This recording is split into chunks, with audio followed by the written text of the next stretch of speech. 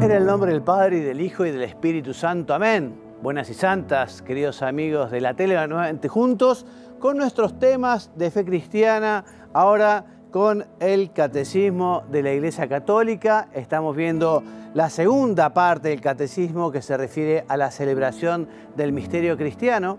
Y comenzamos la semana pasada y recordemos entonces que decíamos que la palabra liturgia habitualmente se utiliza para denominar al conjunto de celebraciones que se realizan en la iglesia, ¿no? La iglesia celebra en su liturgia principalmente el misterio pascual de Cristo, o sea, su pasión, su muerte y su resurrección con las que nos ganó la salvación. Y esta liturgia, que es obra de Cristo, pero es también obra de la iglesia. Nuestro Señor ha querido continuar su obra de redención a través de la iglesia. Nuestro Señor Jesucristo quiere actuar especialmente a través de la liturgia y en los sacramentos que dejó la iglesia. Y repetimos como idea fundamental de la semana pasada, nuestro Señor está presente en su iglesia principalmente en los actos litúrgicos y así lleva a cabo su obra de salvación. ¿Y qué vamos a ver hoy? Hoy comenzamos entonces a ver el misterio pascual, o sea, la pasión, muerte y resurrección del Señor en el tiempo de la iglesia, y veremos cómo la liturgia es obra de la Santísima Trinidad, o sea, es obra del Padre, es obra del Hijo y es obra del Espíritu Santo. Comenzaremos a hablar sobre el Padre, fuente y fin de la liturgia, y les quiero leer un texto precioso de San Pablo en su carta a los Efesios, que nos dice: bendito sea el Dios y Padre de nuestro Señor Jesucristo, que nos ha bendecido con toda clase de bendiciones espirituales en los cielos, en Cristo, por cuanto nos ha elegido antes de la creación del mundo para ser santos e inmaculados en su presencia en el amor, eligiéndonos de antemano para ser sus hijos adoptivos, por medio de Jesucristo, según el beneplácito de su voluntad, para alabanza de la gloria de su gracia. Efesios capítulo 1, versículos 3 a 6. O sea que el Señor nos ha bendecido en Cristo para que seamos santos como hijos adoptivos suyos. Una verdadera bendición, un regalo, un don. Bendecir es justamente una acción divina que da la vida y cuya fuente es el Padre. Esa bendición es palabra y es don. ¿Y cuál es la respuesta del hombre? ¿Cuál es la respuesta de la iglesia? ¿Cuál es la respuesta de los fieles? Bueno, por un lado, acción de gracias que se manifiesta en adoración y entrega a Dios, al Padre, por este regalo maravilloso, por esta bendición. Y esta bendición comienza, podríamos decirlo, con justamente la creación. La creación es una bendición que comienza con Adán y Eva, ¿no? Es una bendición que además es una bendición que durará hasta el fin de los tiempos. Los autores inspirados anunciaron el designio de salvación como una inmensa bendición divina. Desde el comienzo, Dios bendijo a los seres vivos y especialmente al hombre. Y esa bendición no terminó después del pecado original, después de que el hombre le diera la espalda a Dios, después de que cayera en la tentación. Bueno, Dios siguió bendiciendo al hombre. Por ejemplo, hace una alianza con Noé y con Noé renueva esa bendición a pesar de ese pecado. Hace una bendición importantísima con Abraham, eligiéndole para ser padre de una multitud, padre de ese pueblo elegido. Tú serás mi pueblo, yo seré tu Dios. Y así Abraham, padre de los creyentes, acogió la bendición y se inauguró la historia de la salvación.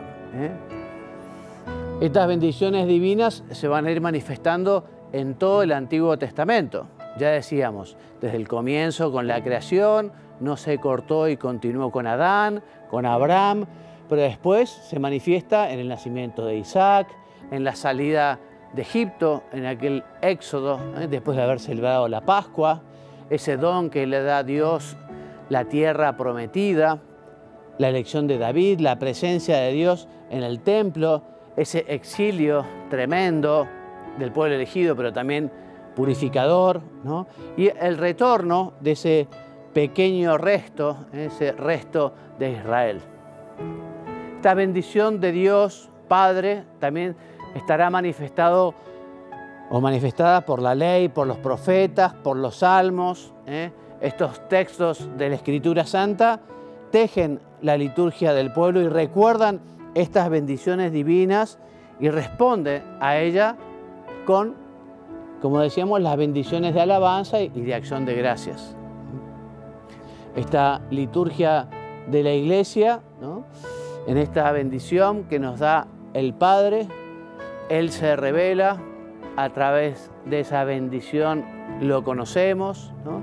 A través de esa bendición del Padre a los hombres, nosotros podemos reconocerlo, podemos adorarlo, como quien es la fuente y el fin de todas las bendiciones. Y la bendición más importante, claro está, es habernos dado a su Hijo, a la segunda persona de la Santísima Trinidad, después de haberlo prometido a Adán y Eva, ese Emmanuel, ese esperado, ese deseado, el Cristo, el ungido, una verdadera bendición del Padre, ¿no? Y el Padre quiere justamente bendecirnos también a través de su Hijo, a través del Verbo, a través del Señor, ¿no?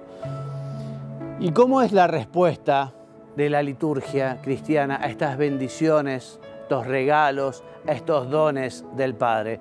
Bueno, por una parte, nosotros adoramos, alabamos, damos gracias a Dios por ese regalo y también, por otra parte, le pedimos al Espíritu Santo que esos dones, que esos regalos, que esas bendiciones realmente nos transformen. Como decía San Pablo a los Efesios, nos eligió antes de la creación del mundo para que fuéramos santos, siendo hijos suyos. Entonces nosotros le pedimos justamente al Espíritu Santo que esas bendiciones divinas den fruto en nuestro corazón.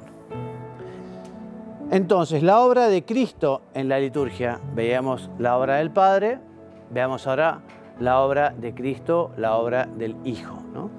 Entonces, en la actualidad podemos decir que con su ascensión a los cielos, nuestro Señor está sentado a la derecha del Padre, derramando el Espíritu Santo sobre su cuerpo, que es la Iglesia. Recuerdan ustedes, Cristo fundó la Iglesia y le prometió a los apóstoles que era necesario que Él se fuera para poder mandar al Paráclito, al Consolador, al Espíritu Santo, para que fortaleciera la Iglesia, para que viviera en la Iglesia, ¿no? Entonces Cristo ahora actúa en la Iglesia, actúa en la liturgia, actúa particularmente en esos sacramentos que Él instituyó, esos 7 sacramentos que quiso darnos Jesucristo para comunicar su gracia, su don, su regalo, para que alcancemos esa unión con Dios. Estos sacramentos, que son 7, son signos sensibles, sensibles en cuanto que se puede tocar, ¿no? El bautismo, el agua, el crisma, ¿no? Son signos sensibles, que son palabras y son acciones. Yo te absolvo de tus pecados en el nombre del Padre y del Hijo y del Espíritu Santo, se dice en la confesión. Recibe por esta señal el don del Espíritu Santo, la confirmación. Signos sensibles que son palabras y acciones que son accesibles a nuestra humanidad actual. Y estos sacramentos realizan eficazmente la gracia que significan. O sea que el signo del bautismo, que se echa agua en la cabeza del niño, bueno, simboliza la pureza, la limpieza, el lavado. Bueno, ¿eso qué significa? Realmente significa realmente es lo que sucede, ¿no?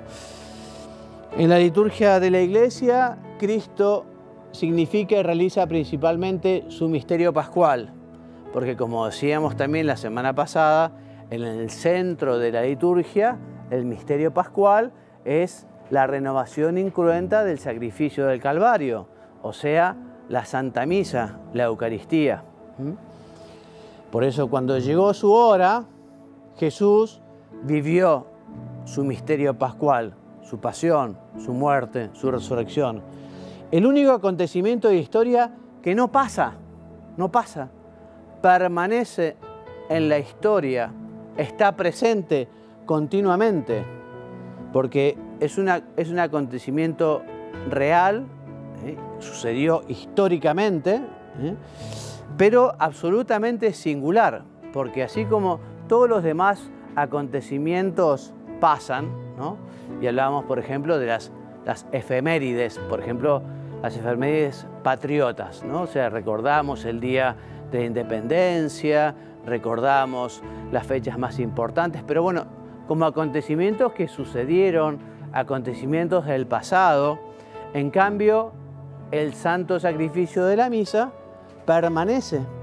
Este misterio pascual de Cristo, dice, participa de la eternidad divina, y domina así todos los tiempos y en ellos se mantiene presente. Este acontecimiento de la cruz y de la resurrección permanece y atrae todo hacia la vida. Esa pasión, muerte en la cruz, resurrección, digamos, es lo más importante que ha sucedido en la historia de la humanidad. Y efectivamente eso fue lo que nos dio la vida con mayúscula. El hombre estaba muerto al pecado, el hombre estaba muerto a la gracia, y por Jesucristo el hombre puede heredar la vida eterna, puede heredar el cielo, puede gozar de la bienaventuranza eterna. Bueno, y antes de ver, estamos viendo la liturgia desde la perspectiva de Cristo, ¿no? Dijimos que es obra del Padre, obra del Hijo y obra del Espíritu Santo. Ahora, después del corte, vamos a hablar cómo efectivamente esta obra de Cristo ya comienza desde la Iglesia de los Apóstoles. Y en el corte lo vamos a ver a Monseñor Munilla, que él, comentando el compendio del Catecismo de la Iglesia Católica, nos habla de este punto que estamos viendo ahora, ¿no? De cómo la liturgia es obra del Hijo, es obra de Jesús, es obra de Cristo. Número 222 del compendio del Catecismo. ¿Cuál es la obra de Cristo en la liturgia? Recuerdo que son 3 puntos los del compendio los que hablan de cuál es la forma de estar presente el Padre, Dios Hijo y Dios Espíritu Santo. Hoy nos toca la segunda persona de la Trinidad en la liturgia. ¿Cuál es la obra de Cristo en la liturgia? La respuesta es: en la liturgia de la Iglesia, Cristo significa y realiza principalmente su misterio pascual. Al entregar el Espíritu Santo a los apóstoles, les ha concedido a ellos y a sus sucesores el poder de actualizar la obra de la salvación por medio del sacrificio eucarístico y de los sacramentos, en los cuales Él mismo actúa para comunicar su gracia a los fieles de todos los tiempos y de todo el mundo. Es decir, recordemos que el Cristo glorioso, ascendido a los cielos, sentado a la derecha del Padre, Él preside la liturgia de la Iglesia. Él es la bendición del Padre para el mundo y Él, podríamos decir, es el liturgo principal, por decirlo de una manera, Cristo glorioso. Y está, de esta manera, prolongando a través de la liturgia lo que Él, la obra de salvación que Él llevó mientras que estuvo entre nosotros, 33 años, viviendo en la Tierra Santa hace 2000 años. Cristo es el enviado del Padre, fue enviado por el Padre al mundo para llevar a cabo esa obra de salvación. Él, a su vez, envió a los apóstoles. Recordad, ¿no?, que hay en el Evangelio palabras que dicen: como el Padre me ha enviado a mí, así yo os envío a vosotros. Para poder enviarles, les infunde el Espíritu Santo. Recibid el Espíritu Santo. A quienes les perdonéis los pecados, les quedan perdonados. O sea, Jesús está, a través de los apóstoles, a través de la Iglesia, prolongando la acción que el Padre le había pedido a él que hiciese, ¿no? A esos apóstoles y a esa Iglesia que está fundando en los apóstoles, les da la capacidad de realizar la obra de la salvación, la capacidad de la santificación. ¿Cómo es posible que nosotros, que somos pecadores, seamos instrumento para que el mundo se santifique? A ver, ¿puede un pecador santificar a otro pecador? A ver, eso es imposible. Nadie da lo que no tiene. La única explicación posible, como os podéis imaginar, es porque en esa obra de santificación Cristo no se ha ausentado, sino que sigue presente.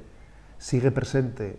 Y entonces, no es decir que Cristo hizo esto, santificó el mundo, esos 33 años que estuvo, hace 2000 años, luego Él se fue, y ahora que él ya está ausente, ahora nosotros seguimos adelante. No, si eso fuese así, la obra de la Iglesia ni santificaría ni haría nada, porque como he dicho, pues un pecador no puede hacer que otro pecador sea santo o se santifique, no.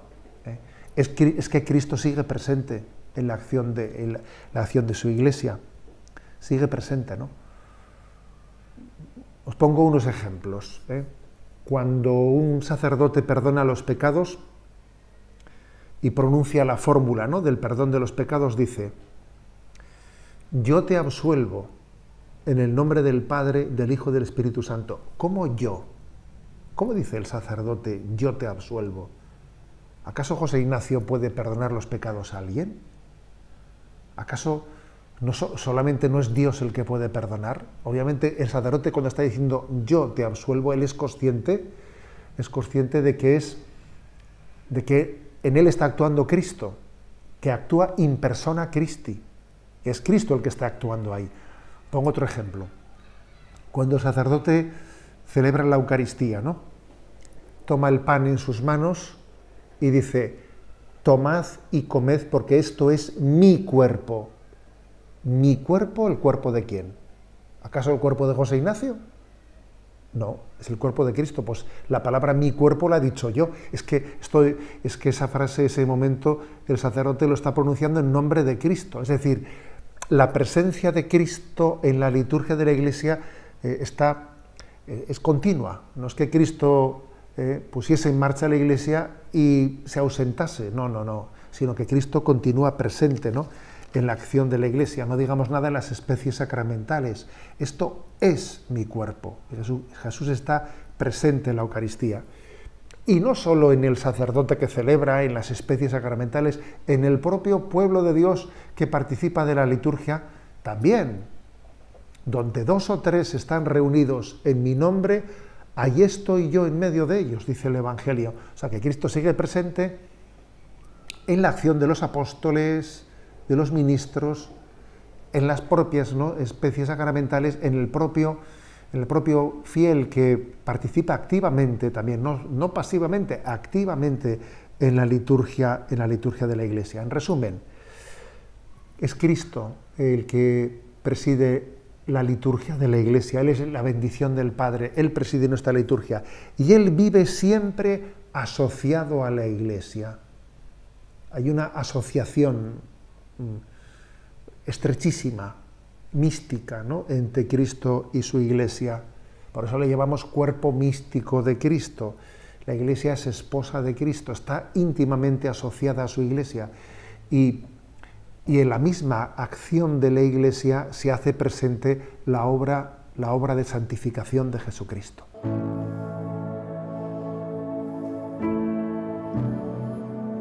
Continuamos entonces hablando de la liturgia, de este regalo de Cristo a la Iglesia, por el que Cristo ha querido continuar su obra de salvación, dándonos la gracia, especialmente a través de los sacramentos y de un modo particular en la Eucaristía, en el cual ya no se encuentra la gracia, sino el mismo autor de la gracia, Cristo mismo.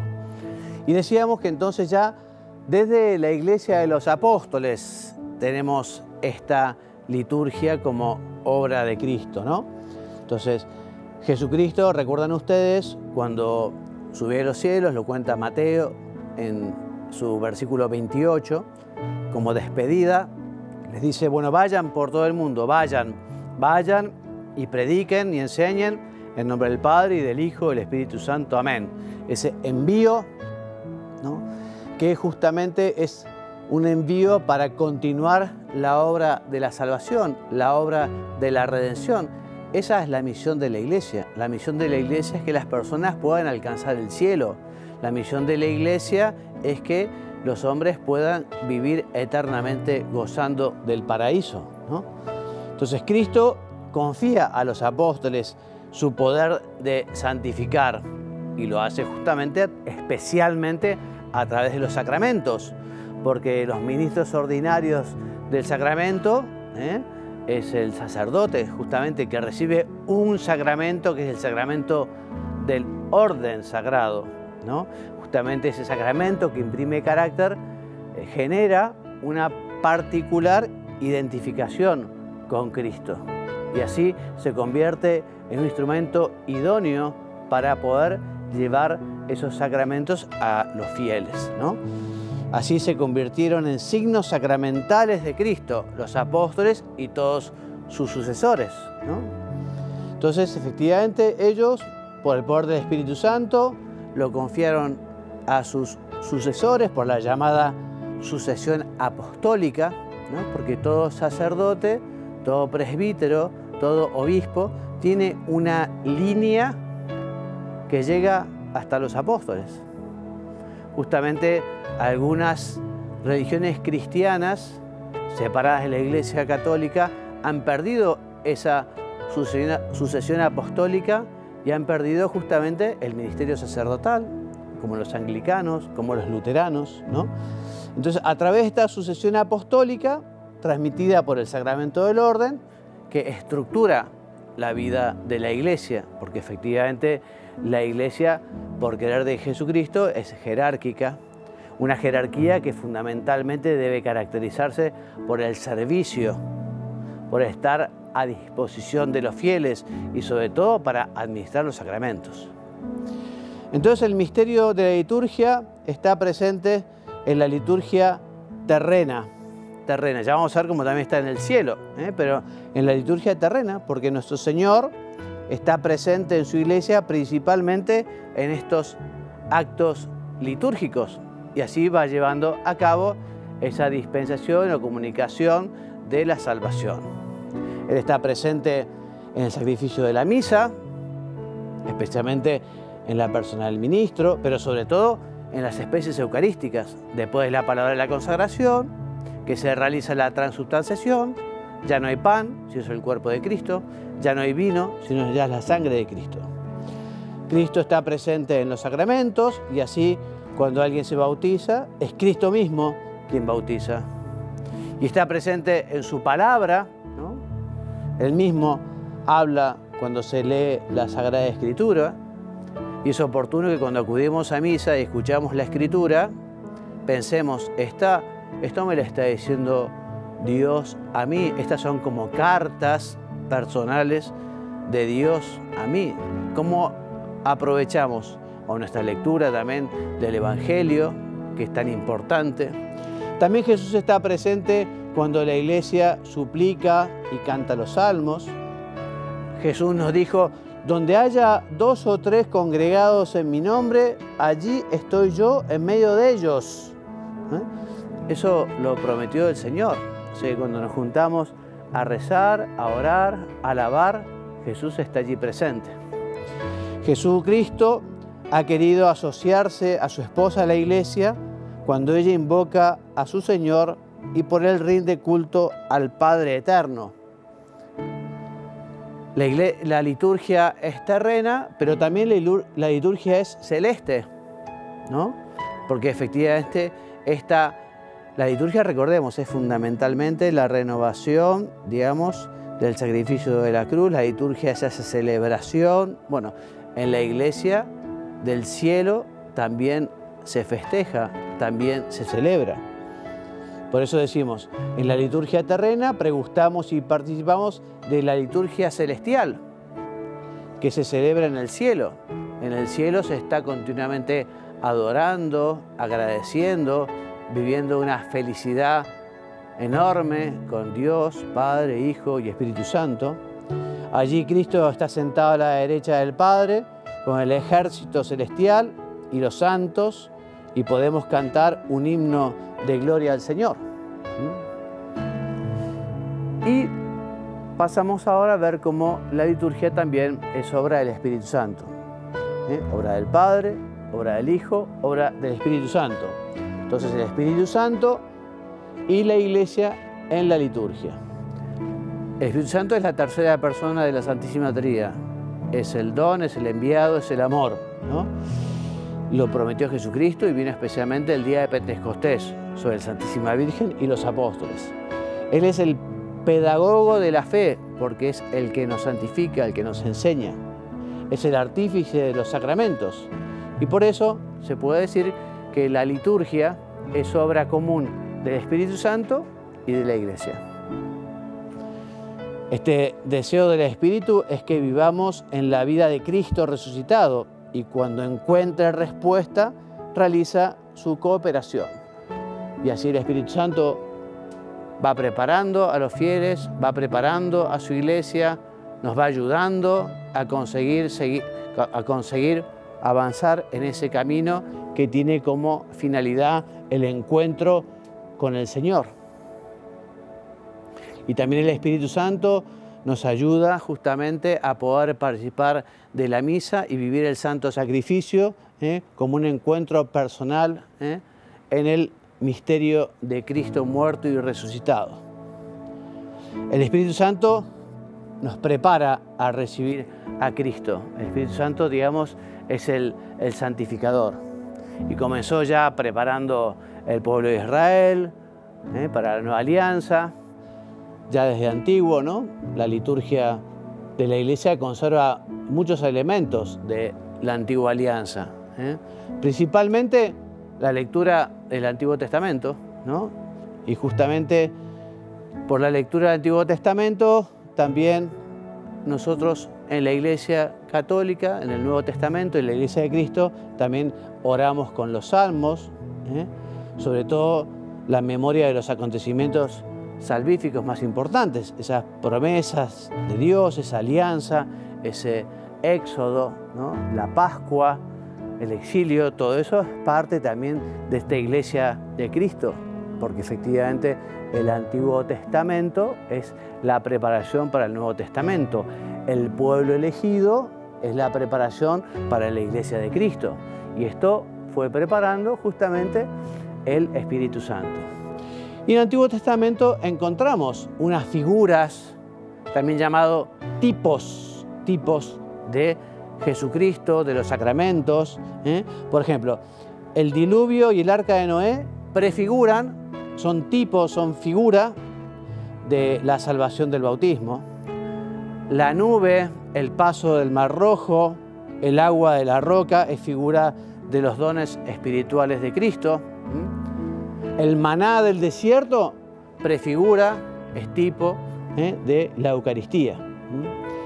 Por eso la Iglesia, especialmente durante los tiempos de Adviento, Cuaresma y sobre todo la noche de Pascua, relee y revive todos estos acontecimientos de la historia de la salvación.